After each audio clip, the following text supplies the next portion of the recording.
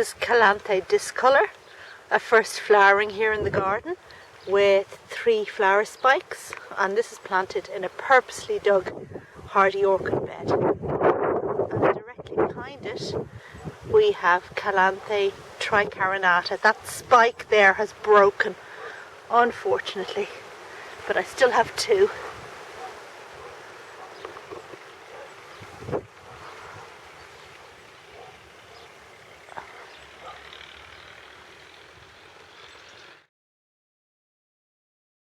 This tall trunk we're looking at is an Aurelia echinocaulus, and it's the one that is Jimmy Blake's signature plant. Now, Jimmy was in China on a plant hunting expedition a few years back. They got permission to go in and remove seeds. And one of the sets of seeds that Jimmy came back with was this Aurelia echinocaulus. A very fine plant with a very prickly stem. And what I really love about it, and the way Jimmy Blake has it at his Huntingbrook garden, is that he uses it as a kind of umbrella to give easy height in the border. So the lower branches are all removed, just leaving the top ones here, which will spread out and form an umbrella fan-like shape in time. And that's the plan too here in my garden. Look at the hair. I was just making a video, and what do I see in the background?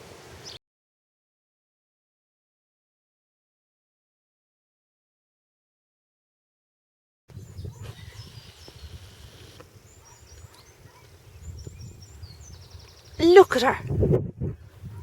Eating my Lophospermum fern. Naughty pussycat. Stop!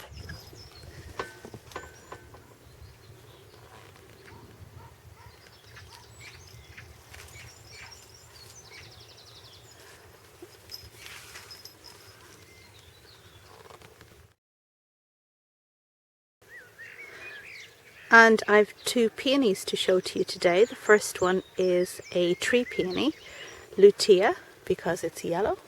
And here it is in full flower. You can see some of them have begun to go over there. But the flowers don't open fully. They stay in this semi-open position. Very attractive. And the buds are really attractive when they're beginning to form.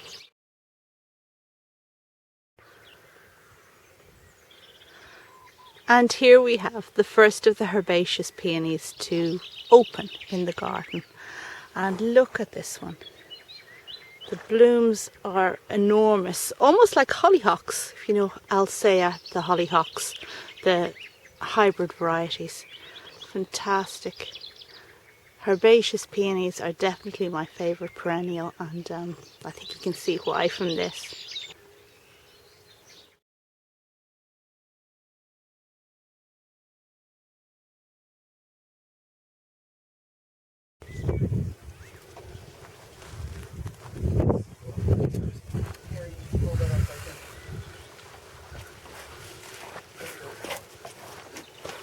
Yep.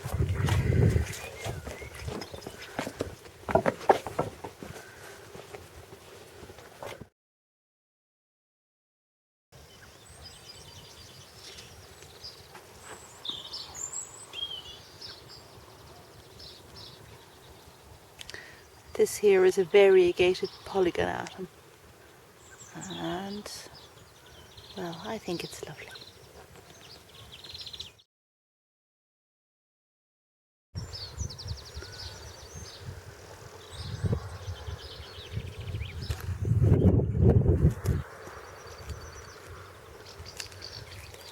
Echium pignonina.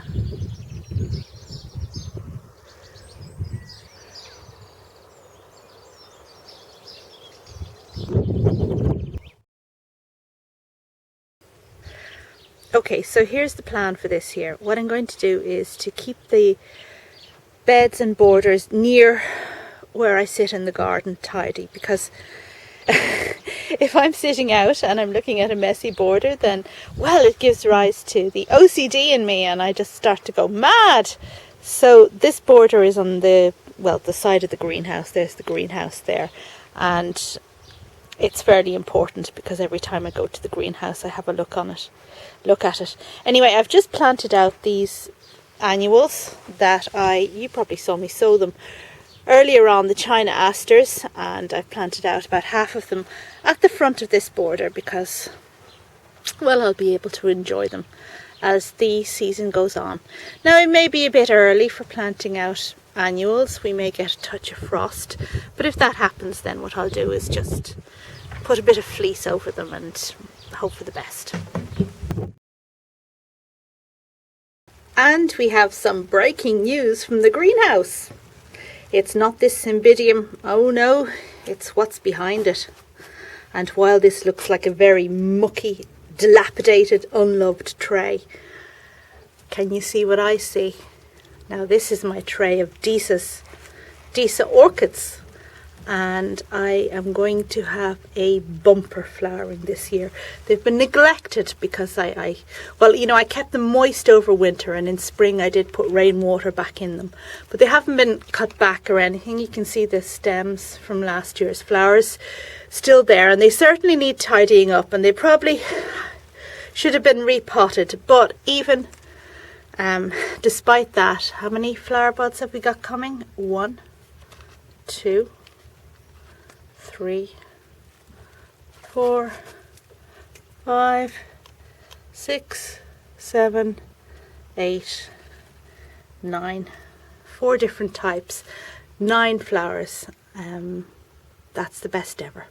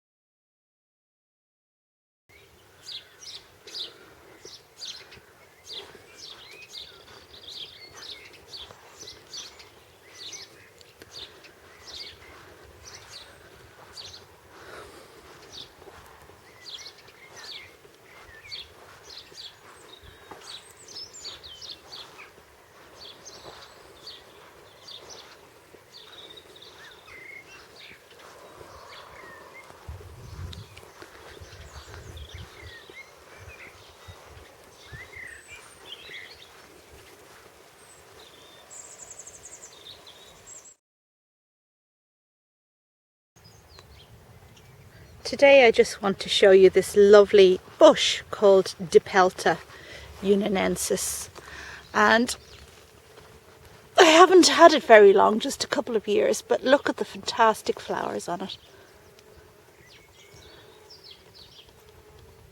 Gorgeous markings. And after the flowers fade, they form kind of bracts like this, so it's a very attractive plant. I was on my way out to the garden, passing by the plant room window, and this is what greeted me from inside the window. So I've taken it outside just to show you a bit better. Now I've only got 1 spike in flower at the moment, but 2 more are coming. Cattleya purpurata, a grand big plant.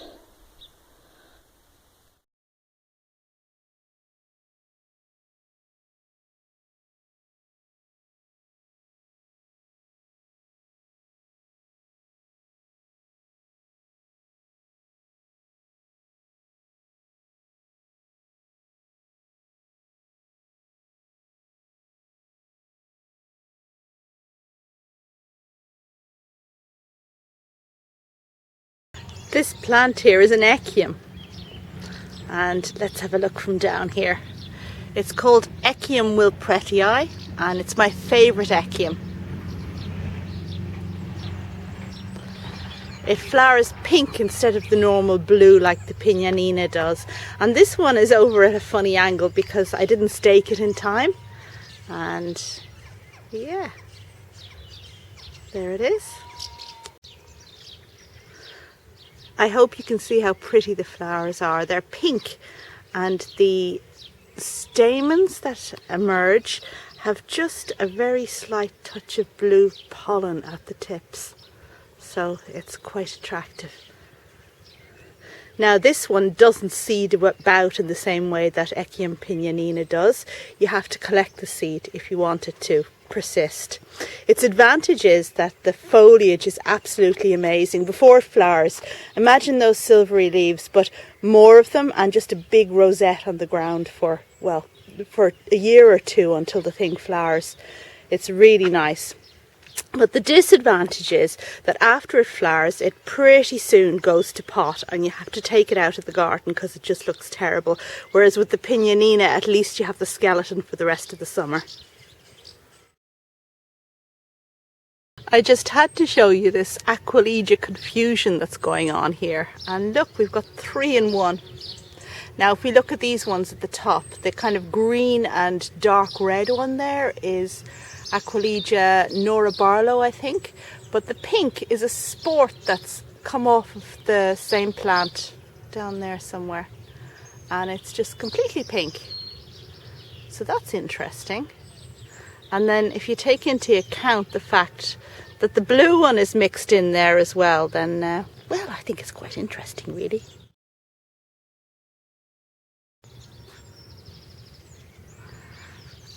And here we have Dictamnus in front of the rhododendrons. Dictamnus is this one here, with these fantastic bird-like flowers. Really, really pretty. See how gorgeous the close-up is. And these flowers are quite large as well, so, you know, well, I think they're very nice anyway.